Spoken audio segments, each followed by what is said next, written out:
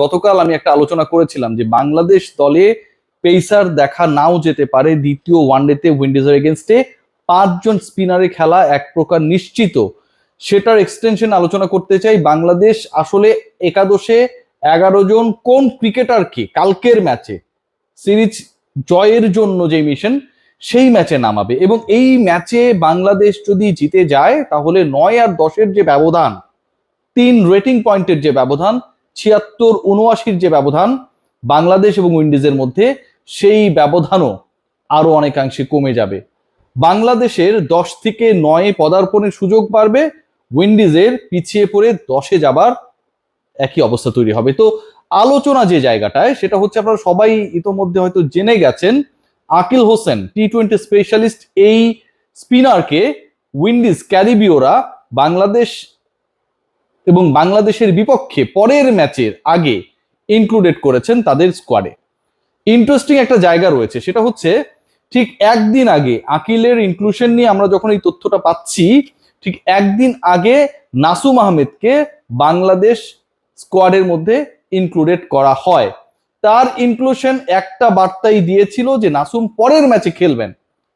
একটা সিরিজ শুরু হয়ে গেছে, গাজী আশরাফ হোসেন লিপুরা নাসুমকে গুরুত্বপূর্ণ মনে করে নাই, খেলা হবে মিরপুরে, 4 জন পেসার রেখে দিয়েছেন আমার প্রিয় লিপু ভাই। কি কারণে, কি বুঝে, কোন বুদ্ধিতে, কার পরামর্শে এই কামটা করলেন তিনি আমি বুঝি না। আপনি মিরপুরে খেলছেন, আপনার দলের ম্যানেজমেন্টের পরিকল্পনা হচ্ছে স্পিনিং ট্র্যাকে খেলা, আপনাদের পরিকল্পনাই হচ্ছে স্লো অ্যান্ড লো উইকেটে খেলা, সেখানটায় আপনার স্কোয়াডে হচ্ছে 4 জন পেসার। এই পরিকল্পনাটা করতে গিয়ে, এই ফালতু একটা প্ল্যান করতে গিয়ে, দল ঘোষণা করতে গিয়ে আসলে আপনার স্ট্রেংথের জায়গা যেখানটা স্পিন, সেই স্পিন ডিপার্টমেন্টকে গাজী আশরাফ হোসেন লিপুর প্যানেল আসলে কোনোভাবে ফিল করতেই পারে নাই। এবং ফিল করতে যখন তিনি পারলেন না, লিপু ফিল করতে না পারলেও ফিল করলেন ফিল সিমন্স, মেহেদী হাসান মিরাজ, তারা নাসুম আহমেদকে ইনক্লুড করলেন। এবং তারপরে সেই ফিলিং এতটাই ছড়িয়ে গেল, উইন্ডিজ যে ম্যানেজমেন্ট রয়েছেন, কন্টিনজেন্ট রয়েছে, তারা হচ্ছে তাজ স্পিনার আকিলকে, তার ইনক্লুশনকে গুরুত্বপূর্ণ মনে করলো before the other 2 matches. So পরের ম্যাচটা, আগামীকালের ম্যাচটা 11 আমি আলোচনায় আসছি, কতজন স্পিনার খেলবে সেটাও ডিসাইডেড হয়ে গেছে, আপনাদের সবই জানাবো। Is going to be a battle, spin versus spin. বাংলাদেশের স্পিনের সাথে উইন্ডিজের স্পিন। বাংলাদেশ স্পষ্ট এগিয়ে রয়েছে একটা জায়গায়, কোথায় সেটা? সেটা হচ্ছে নাম্বার অফ স্পিনার। বাংলাদেশের 11-এ যেভাবে কমফোর্ট জোনে থেকে আমরা ইনক্লুড করতে পেরেছি, লাস্ট কল হিসেবে নাসুমের ইনক্লুশন যেভাবে এনশিওর করতে পেরেছি, অতটুকু কমফোর্ট জোনে উইন্ডিজ নেই। প্রথমত দূরত্ব, দ্বিতীয়ত বাংলাদেশে এসে এখানকার কন্ডিশনের সাথে মানিয়ে নিয়ে খেলা কোনোটাই এত সহজ না। বাংলাদেশের 11-এ ওপেনিং এ আবার পরিবর্তন আসছে, আসলে কি আসছে? সৌম্য সরকার এক ম্যাচ খেলে কি ড্রপ? আবারও কি তানজিদ তামিমের উপর ডিপেন্ড করবে টিম টাইগার্স? তানজিদ তামিম এবং সাইফ হাসান পরের ম্যাচে 11-এর ওপেনিং পার্টনারশিপ করবেন তারা দুজন। এখন পর্যন্ত যে খবর রয়েছে, Soumya Sarkar he will be given one more chance. আগামীকালের ম্যাচেও সৌম্য সরকার খেলবেন, আগামীকালের ম্যাচেও সৌম্য সরকার এবং সাইফ হাসান তারা মিলেই ওপেনিং পার্টনারশিপটা করবেন।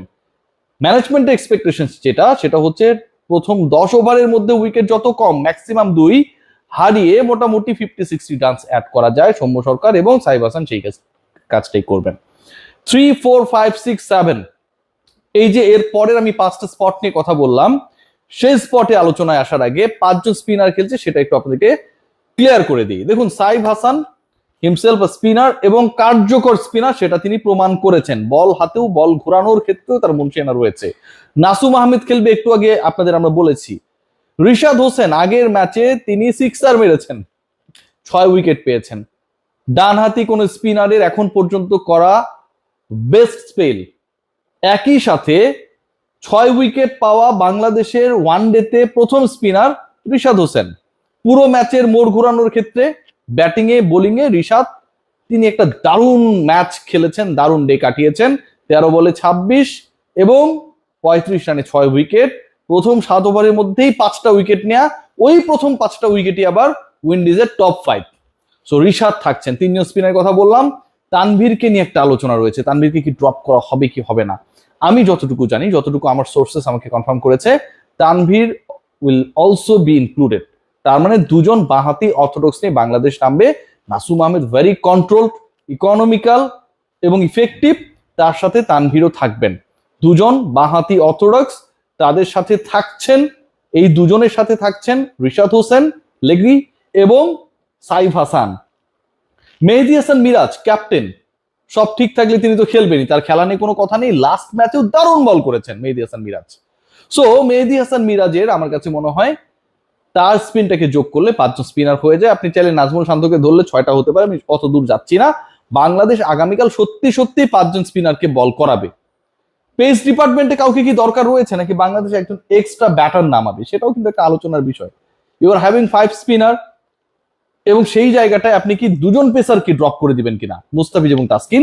তাসকিনের খেলার সম্ভাবনা পরের ম্যাচে খুবই ক্ষীণ, নেই।